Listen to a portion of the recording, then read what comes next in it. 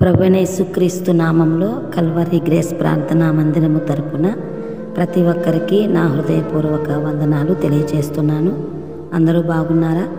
ఈరోజు ఉదయకాలపు దేవుని మాట అపోస్తులైన పౌలు కొలస్సీలకు రాసిన పత్రిక 3వ అధ్యాయము 20వ వచనం. పిల్లలారా, అన్ని విషయములలో మీ తల్లిదండ్రుల మాట వినుడి, ఇది ప్రభువును బట్టి మెచ్చుకొన తగినది.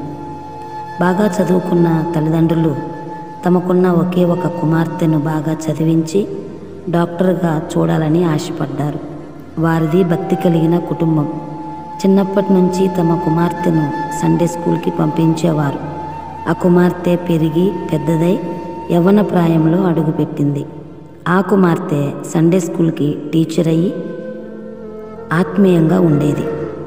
కానీ ఎంబీబీఎస్ థర్డ్ ఇయర్లో ఒక అన్యుడు పరిచయం అవుతాడు. అతన్ని ప్రేమించి తన తల్లిదండ్రులకు విషయం చెప్పినప్పుడు తన తల్లి కుమార్తెతో, అతను అన్యుడమ్మా, వద్దు, నీ కాళ్ళు పట్టుకుంటాను అని అన్నప్పుడు ఆ కుమార్తె తల్లితో, అమ్మా, సత్ప్రవర్తన చేత రాబట్టుకోవచ్చు అని బైబిల్లో ఉంది కదా, నేను జాగ్రత్తగా ఉంటానమ్మా అని చెప్పగా అర్థం చేసుకొని బిడ్డను చూచి తల్లిదండ్రులు బాధపడతారు. ఎంబీబీఎస్ 4th ఇయర్లో కాలు జారి గర్భవతి అవ్వగా పెళ్లి చేసుకుంటాను అని చెప్పిన ఆ వ్యక్తి గర్భవతి అయ్యింది అని తెలిసి ఆమెను వదిలి ఎక్కడికో వెళ్ళిపోతాడు. ఆమె అతనికి ఫోన్ చేసిన ఆ వ్యక్తి ఎంబీబీఎస్ పూర్తి చేసుకుని ఫోన్ స్విచ్ ఆఫ్ చేసి ఎటో వెళ్ళిపోయాడని, మోసపోయానని ఆమెకు అర్థమైంది. అయితే ఈమె నిండు గర్భిణి అని తల్లిదండ్రులకు తెలిసి, అతను అన్యుడైతే అయ్యాడు, గర్భవతివి కాబట్టి వివాహం చేస్తాము, ఆ వ్యక్తిని పిలిపించు అని అన్నప్పుడు ఆ కుమార్తె కన్నీటితో, అతను ఎక్కడున్నాడో తెలియదమ్మా, నేను మోసపోయాను అని తల్లిదండ్రుల కాళ్ళ మీద పడి ఏడుస్తుండగా ఆమె మాటలు విన్న తల్లిదండ్రుల గుండె జారినంత పనయ్యింది.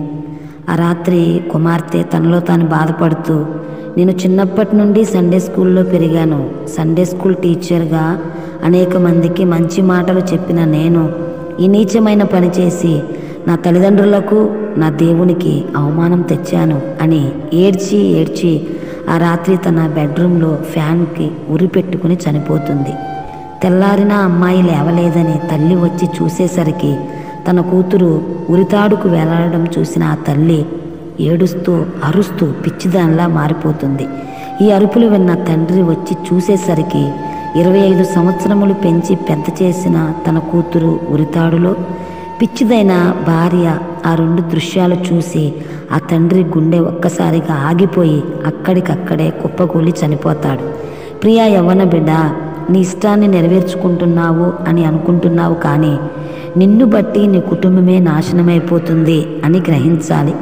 ఒక్క అమ్మాయి తప్పటడుగు కుటుంబమే విచ్ఛిన్నమైపోయింది. యాకోబు లేయాల ఏకైక కుమార్తె అయిన దీనా తన ఇష్టాన్ని నెరవేర్చుకున్నటకు కనాను దేశంలో ఉన్న కుమార్తెలను చూడాలనుకుని ఒంటరిగా వెళ్ళినప్పుడు ఆ దేశంలో ఉన్న షెకెము అనే యువరాజు ఆమెను చూచి ఇష్టపడి ఆమెతో శయనించి ఆమెను అవమానపరిచినప్పుడు ఈ విషయం తెలుసుకున్న యాకోబు కుమారులు షిమ్యోను, లేవి తమ కత్తులు చేతపట్టుకుని ఊరి మీద పడి ప్రతి పురుషుణ్ణి చంపడమే కాకుండా రాజైన హమోరును అతని కుమారుడైన షెకెమును చంపి ఆ ఊరును దోచుకోవడం జరుగుతుంది. ప్రియ యవ్వన సహోదరి సహోదరుడా, అన్ని విషయములలో అనగా వివాహమైన, ఉద్యోగమైన, వస్త్ర అలంకరణ అయినా మరి ఏదైనా మీ తల్లిదండ్రులు చెప్పిన మాట వినండి అని అపోస్తులైన పౌలు గారు చెప్పిన మాటను జ్ఞాపకం చేసుకోమని ప్రభు పేరట మనవి చేస్తున్నాను. ఎందుకంటే తల్లిదండ్రుల మాట వినని ఎంబీబీఎస్ చదివే కుమార్తె కుటుంబమే లేకుండా పోయింది.